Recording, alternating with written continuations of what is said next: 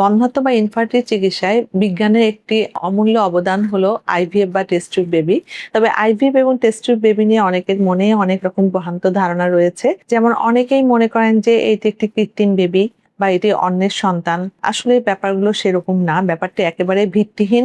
আমরা সাধারণত ওয়াইফকে কিছু ইনজেকশন দিয়ে এগ তৈরি করি, এগ ম্যাচিউর করি এবং ছোট্ট একটি ইনজেকশনের মাধ্যমে এগ কালেক্ট করি এবং হাসব্যান্ডের শুক্রকিট নিয়ে ল্যাবরেটরিতে শুক্রকিট এবং ওয়াইফের এগের মিলন ঘটিয়ে একটি ভ্রূণ তৈরি করি এবং ভ্রূণটি সাধারণত আমরা হিমায়িত করি। দেখা গেছে যে ভ্রূণটির বয়স ৩ দিন অথবা বেশিরভাগ ক্ষেত্রে ৫ দিন।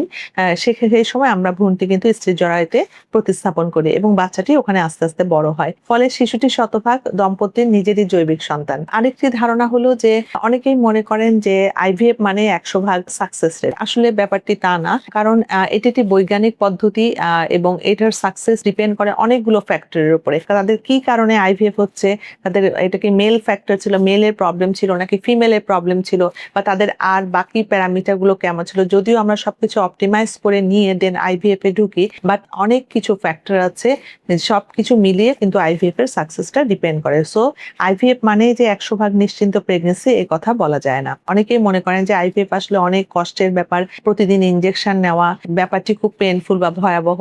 আসলে ব্যাপারটি তা নয়, কারণ প্রতিদিন ইনজেকশন নিতে হয় এটা ঠিক যে প্রতিদিন ইনজেকশন নিতে হয়, তাকে একটা রেগুলার মনিটরিং এও থাকতে হয়, কারণ আমরা ট্রান্সভাজানাল আলট্রাসোনোগ্রাফি করে তার মনিটরিং করে সেভাবে তার ইনজেকশনের ডোজটা ফিক্স করি। রেগুলার একটা ট্রিটমেন্টের মধ্যে দিয়ে যেতে হয় এবং যখন এগ ম্যাচিউর হয় তখন কিন্তু আমরা একটা ছোট্ট অপারেশনের মাধ্যমে ওয়াইফের কাছ থেকে এগ কালেক্ট করি। তবে যেদিন ওনার এগ কালেক্ট করা হয় সেদিন উনি বিকালে বাড়ি যেতে পারেন। ব্যাপারটা নিয়ে ভয় পাওয়ার কিছু নেই, কিন্তু সময় বের করে একটা নিয়মের মধ্যে তাকে একটা রেগুলার মনিটরিং এর মধ্যে থাকতে হয়। আরেকটি বহুল প্রচলিত ধারণা হলো অনেকে মনে করেন আইভিএফ মানে অনেকগুলো বাচ্চা একসাথে, হয়তো যমজ সন্তান হবে বা ট্রিপল ৩টা বাচ্চা একসাথে হবে। আসলে আমরা এখন এভিডেন্স বেসড প্র্যাকটিস করি। এখন সাধারণত সিঙ্গেল এম্বায়ো ট্রান্সফার করা হয়। তো সিঙ্গেল এম্বায়ো ট্রান্সফারের মাধ্যমে একটি সন্তান পাওয়া সম্ভব।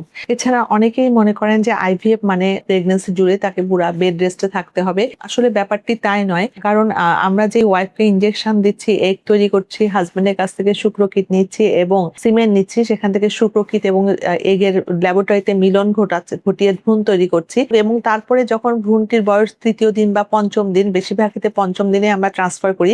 এটা ডিপেন্ড করে যে ওনার এমব্রায়োর কোয়ালিটি কেমন। যখন স্ত্রীর গর্ভে এমব্রায়োটি আমরা ট্রান্সফার করলাম, দেন তারপরে এবং বাচ্চাটি ওখানে ইমপ্ল্যান্ট হলো, তারপরে পরবর্তীতে ধাপগুলো এটা কিন্তু নর্মাল প্রেগনেন্সির মতোই। নর্মাল প্রেগনেন্সির মতোই বাচ্চাটি মায়ের গর্ভে বড় হয়। অতএব যিনি আইভিএফ করছেন তিনি কিন্তু এমব্রায়ো ট্রান্সফারের পরে উনি বাকি সময়টি স্বাভাবিক একটি সাধারণ প্রেগনেন্সির মতোই চলাফেরা করে একটি সুস্থ সন্তানের জন্ম দিতে পারেন। এই চিন্তাগুলো থেকে যদি আপনারা বেরিয়ে আসতে পারেন, তবে অনেকেই দেখা যাচ্ছে যাদের আইভিএফ লাগছে তারাও যেমন পিছিয়ে যাচ্ছেন, ভয় পাচ্ছেন। এই যে ভ্রান্ত ধারণাগুলো রয়েছে, এগুলো থেকে আপনারা বেরিয়ে আসবেন এবং যাদের আইভিএফ পদ্ধতির মাধ্যমে বাচ্চা নেওয়ার সিদ্ধান্ত একজন ফার্টিলিটি স্পেশালিস্ট দেন, তিনি দেরি না করে অবশ্যই তিনি আইভিএফ পদ্ধতির মাধ্যমে বাচ্চা নেওয়ার সাহসটা করতে পারেন।